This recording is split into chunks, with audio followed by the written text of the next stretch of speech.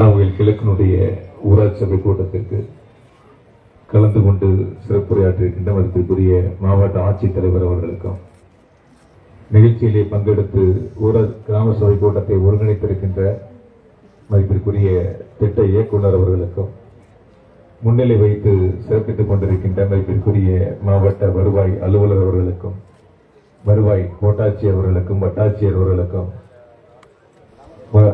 ஊராட்சித்துறையை சார்ந்திருக்கக்கூடிய அனைத்து நிர்வாக பெருமக்களுக்கும், இந்த நிகழ்விலே பங்கெடுத்திருக்கின்ற அன்பிற்குரிய திரு பாஸ்கர் உள்ளிட்ட அனைத்து நிர்வாகிகளுக்கும், பொதுமக்களுக்கும் அன்பு கலந்த வணக்கத்தை அன்போடு தெரிவித்துக் கொண்டு, தமிழ்நாட்டினுடைய முதலமைச்சர் மாண்புமிகு தளபதி அவர்கள் தமிழ்நாடு முழுவதும் இருக்கக்கூடிய ஏறத்தாழ 10,000க்கும் மேற்பட்ட ஊராட்சிகளில் காணொலி வாயிலாக தங்களுடைய சிறப்புரையை ஆற்றி தமிழ்நாடு அரசின் சார்பில் செய்யக்கூடிய பல்வேறு சிறப்பு திட்டங்களை எடுத்து சொல்லியும் பொதுமக்களுடைய கருத்துக்களையும் கேட்டு மிக சிறப்பாக இந்த ஊராட்சி சபை கூட்டத்தை நடத்தி தந்திருக்கின்றார்கள்.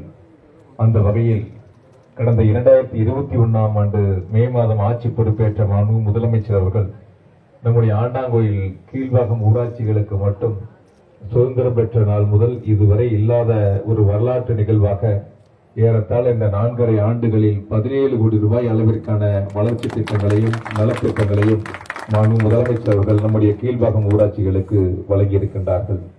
இந்த 17 கோடி ரூபாய் மதிப்பிலான திட்டப்பணிகளில் குடிநீர் பணிகள், வடிகால் பணிகள், சிமெண்ட் சாலை அமைத்தல், தார் சாலைகள் அமைத்தல், கட்டிடப் பணிகள், அதே போல ராஜவாய்க்காலுடைய பகுதிகளிலே தடுப்பு சுவர் அமைத்தல் உள்ளிட்ட பல்வேறு பணிகள் மிக சிறப்பாக நிறைவேற்று முடிந்திருக்கின்றன.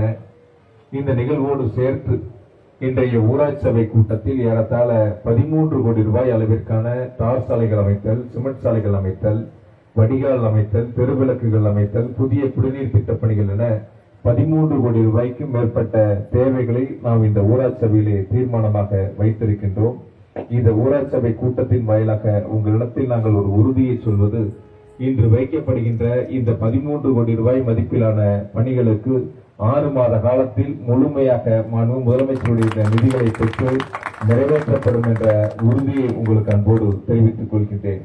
அப்படி 13 கோடி ரூபாய்க்கான பணிகளை நாம் செய்கின்ற பொழுது 5 ஆண்டுகளில் ஏறத்தாழ ஒரே ஊராட்சியில் 30 கோடி ரூபாய் அளவிற்கான வளர்ச்சி திட்ட பணிகள் நடைபெற்ற சிறப்பு வாய்ந்த ஊராட்சியாக நம்முடைய ஆண்டாங்கோயில் கிழக்கு ஊராட்சிக்கு மாண்பு முதலமைச்சர்கள் தொடர்ந்து நிதிகளை வழங்கி கொண்டிருக்கின்றார்கள்.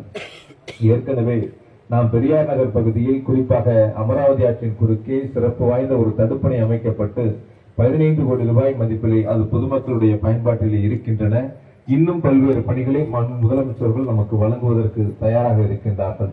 முதலமைச்சருடைய எண்ணற்ற திட்டங்கள், மகளிர் உரிமை தொகைகளாக இருந்தாலும் சரி, விடியல் பயணமாக இருந்தாலும், நான் முதல்வன், தமிழ் புதல்வன் உள்ளிட்ட பல்வேறு சிறப்பு திட்டங்களை தருகின்ற மாண்பு முதலமைச்சர் அவர்களுக்கு நம்முடைய ஊராட்சி மக்கள் என்றும் உறுதுணையாக இருந்திட வேண்டும் என்று அனைவரிடத்திலும் அன்போடு கேட்டுக்கொண்டு, ஒரு நாளைக்கு 24 மணி நேரத்தில் 20 மணி நேரம் நாட்டு மக்களுக்காக உழைக்கக்கூடிய ஒரு முதலமைச்சரை நாம் பெற்றிருக்கின்றோம்.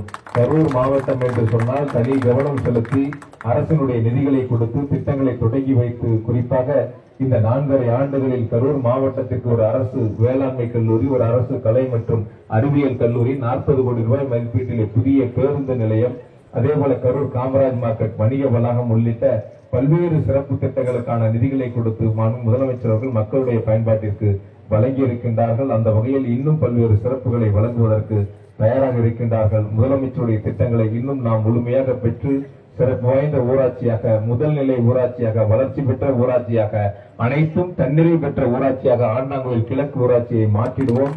அதற்கு அனைத்து பொதுமக்களும் உறுதுணையாக இருந்திட வேண்டும் என்று அனைவரிடத்திலும் அன்போடு கேட்டுக்கொண்டு, நம்முடைய நீண்ட நாள் கோரிக்கைகளாக இருந்த நம்முடைய கரூர் கோவை சாலையை விரிவாக்கம் செய்து 4 வழிச்சாலையாக முதலமைச்சர்கள் மாற்றி தந்து இப்பொழுது எளிதில் பயணம் செய்யக்கூடிய வாய்ப்பை தந்திருக்கின்றார்கள். அதே போல ஈரோடு சாலையினுடைய விரிவாக்கத்திற்கு 24 கோடி ரூபாய் நிதிகளை கொடுத்து அந்த பணிகளும் நிறைவேற்றி பொதுமக்களுடைய பயன்பாட்டிற்கு மாண்பு முதலமைச்சர்கள் வழங்கியிருக்கின்றார்கள். எனவே தொடர்ந்து மாண்பு முதலமைச்சர்கள் தருகின்ற அந்த திட்டங்களுக்கும் நிதிகளுக்கும் நம்முடைய மக்கள் மாண்பு முதலமைச்சர்களுக்கு உறுதுணையாக இருந்திட வேண்டும், அரசுக்கு உறுதுணையாக இருந்திட வேண்டும் என்று அனைவரிடத்திலும் அன்போடு கேட்டுக்கொண்டு, ஊராட்சியில் இருக்கக்கூடிய அத்தனை குடும்பங்கள் மட்டுமல்ல, கரூர் சட்டமன்ற தொகுதியிலும் கரூர் மாவட்டத்தில் இருக்கக்கூடிய அனைத்து குடும்பங்களுடைய ஒரு குடும்பத்தில் இருக்கக்கூடிய உங்களுடைய பிள்ளைகளை போல அரசுடைய திட்டங்களை கொண்டு வந்து சேர்ப்போம், உங்களுக்கு உறுதுணையாக இருப்போம் என்ற உறுதியை உங்களுக்கு அன்போடு சொல்லி இந்த ஊராட்சி சபை கூட்டத்திலே, கிராம சபை கூட்டத்திலே பங்கெடுத்திருக்கின்ற அனைத்து பொதுமக்களுக்கும் அனைவர் சார்பாகவும் நன்றி அன்போடு தெரிவித்துக் கொள்கின்றேன். நன்றி, வணக்கம். துணை வட்டார வளர்ச்சி அலுவலர் அவர்களை நன்றி உரையாற்றி தருமாறு கேட்டுக்கொள்கிறோம். அனைவருக்கும் இனிய காலை வணக்கம்.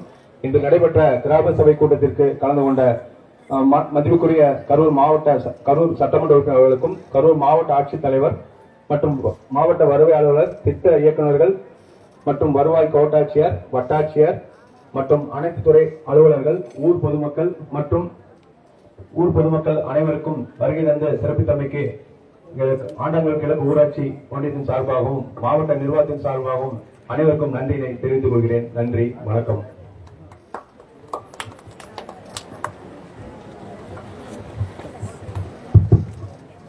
மனு கொடுக்கறவங்க இப்படி லைனா வந்து கொடுக்கலாம்.